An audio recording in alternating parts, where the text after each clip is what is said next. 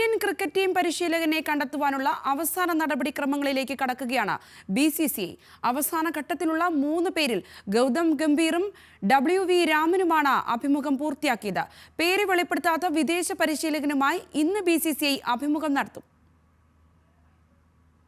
ലോകകപ്പിന് പിന്നാലെ ഇന്ത്യൻ പരിശീലക സ്ഥാനം ഒഴിയുന്ന രാഹുൽ ദ്രാവിഡിന്റെ പിൻഗാമിയെ കണ്ടെത്താനുള്ള ശ്രമത്തിലാണ് BCCI.